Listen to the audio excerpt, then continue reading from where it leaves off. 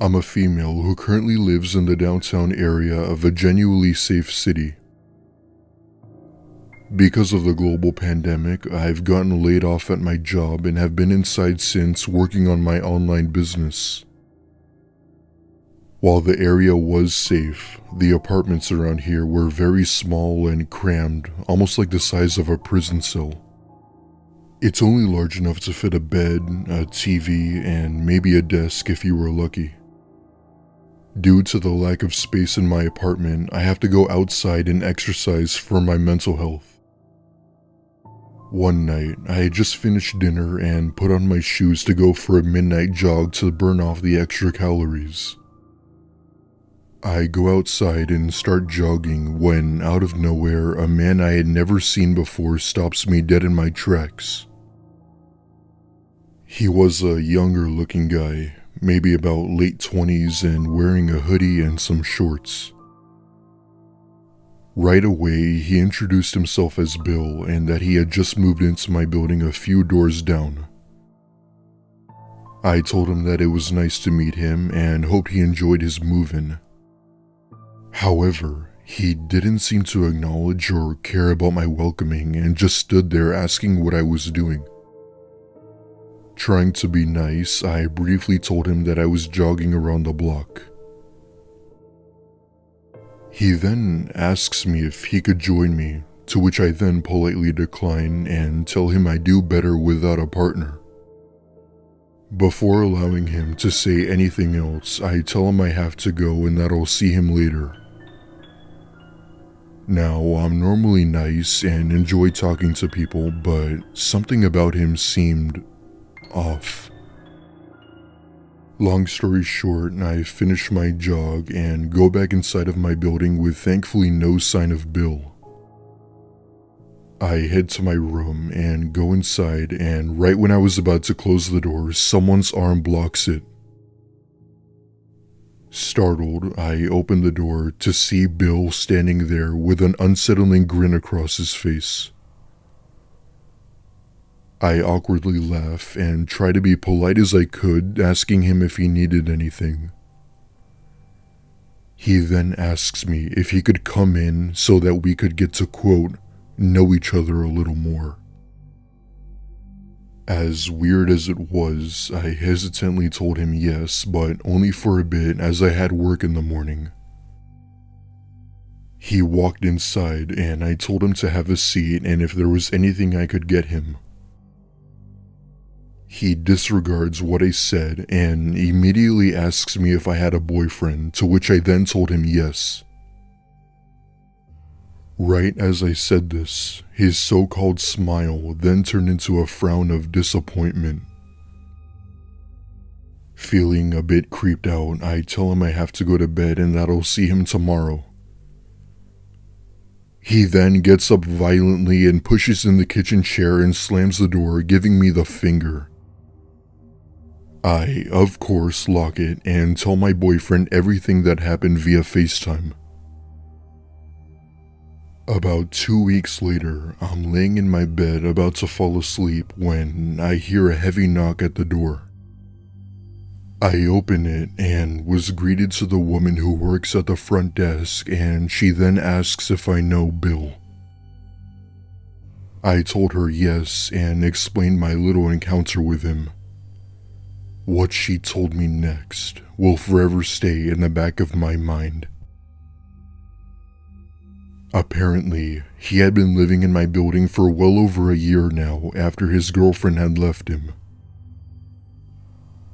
He has a major addiction to heroin and had been arrested multiple times for rape and battery against multiple women.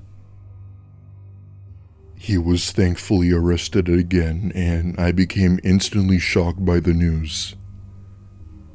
Till this day, I still wonder if I would have been his next victim had I allowed him to jog with me that one night.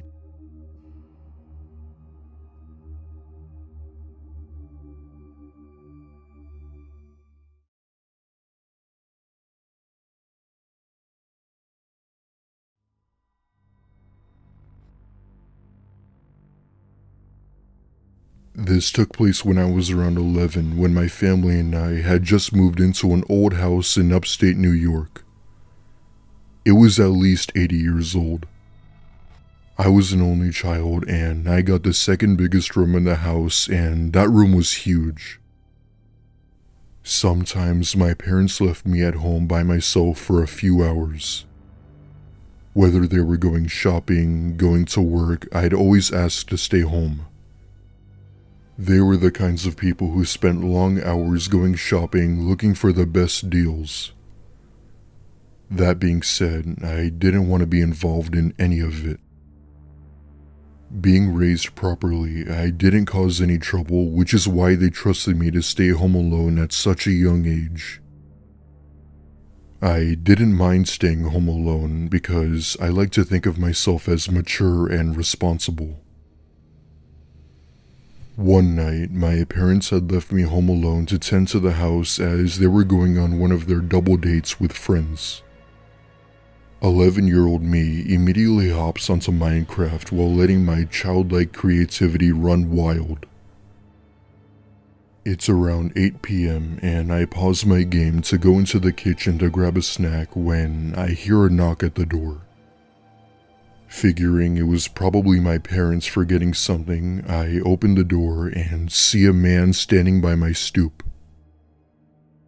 At first glance, he looked to be in his late 20s and had tattoos all over his arms. He looked at me, leaned in toward me, and asked if my parents were home. Growing up in a Christian household, I was always told not to lie, and so I told him no and that they were out. A slight smirk appeared across his face, and he then asked if he could come inside.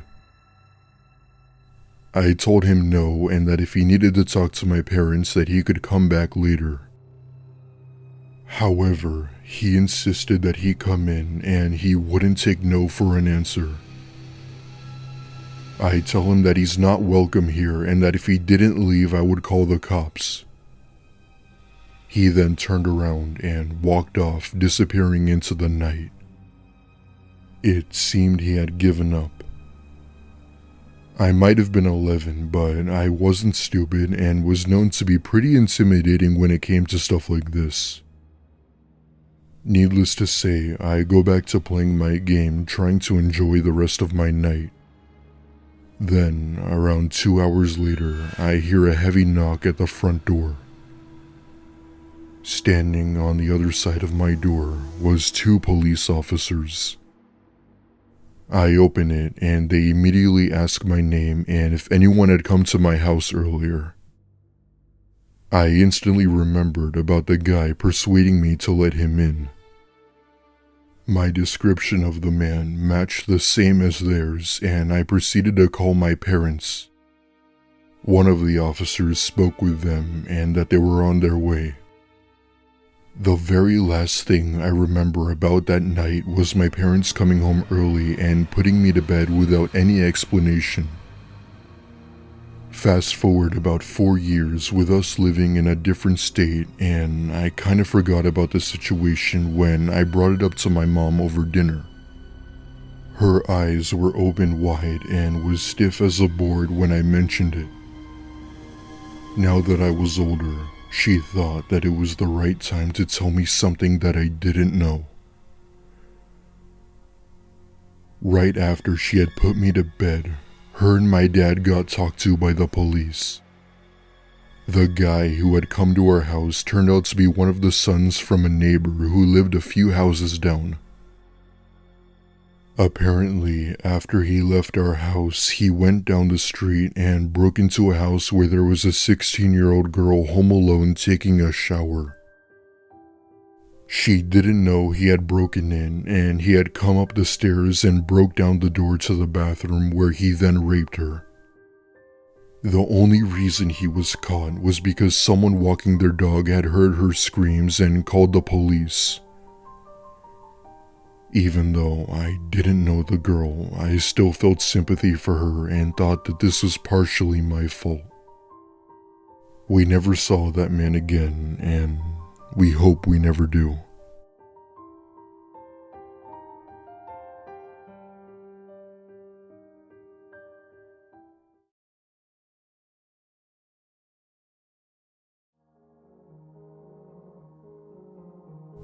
This happened to me when I was 17 years old at the time, and is by far the most horrifying thing that I've ever encountered. It was the summer of 2017, which meant that school had been out for a good 3 months. Even though most people thought of summer as the perfect annual vacation, my parents still made me find a summer job. As much as I didn't like their rule, I had to stick with it. I was living in a very small and secluded area at the time, so there weren't many openings around my town. The small band of jobs that were still hiring either denied my application or claimed that they weren't hiring anymore. Eventually, I ended up getting a job with my neighbor who had been living in my neighborhood for a few years now. Her name was Samantha, and she had been a resident in the area for well over 10 years. She was tall and wide and had long brown hair and wore pale makeup. She seemed nice, if anything a bit odd, but agreed to hire me to work around the house. It wasn't the best job, but she was willing to pay me substantially more money per hour than a regular job, probably because I was younger. All I had to do was go over to the house and clean up anything that was laying around. While it may have seemed easy enough, she had made a few rules that seemed a little odd to me. I didn't mind the majority of them, but one of the rules in particular was not to go down in the basement for any reason. What made it even more strange was that her basement door even had a sign on it and made it obvious she didn't want anybody down there. I wasn't the type of person to go into other people's business, but it was very sketchy to say the least. Samantha had left for work and told me that I could leave whenever I was done with everything. There really wasn't much around her house for me to clean, so I just started wiping down furniture to act like I was doing something productive. As I'm organizing a few things in her office, I walked past the basement door and take a good look at it and knew I had to do it. I didn't know what laid beyond that door, but curiosity got the best of me, and I decided that I wasn't leaving until I knew for sure. I ever so casually opened the door into the basement and was met with a blast of extremely cold air and sudden darkness. I felt around for the light switch, but wasn't able to. So I take out my phone and use my flashlight to light my way down the stairs. When I reached the bottom of the basement, I shined my light around the room and noticed what appeared to be chains on the floor and several drawings on the wall. Other than the chains lying on the floor, there really wasn't much in the basement other than the water heater and a few boxes. I then came to the conclusion that there wasn't anything in here, and I turn around to walk back up the stairs when I hear something fall over on the other side of the basement. Not hesitating, I turn on my flashlight and walk over to where I heard the noise. When I saw what it was, I really didn't know what to think. There were at least hundreds of small Legos scattered all over the concrete floor. But before I was able to leave, I heard the sound of a small child in the pitch-black basement.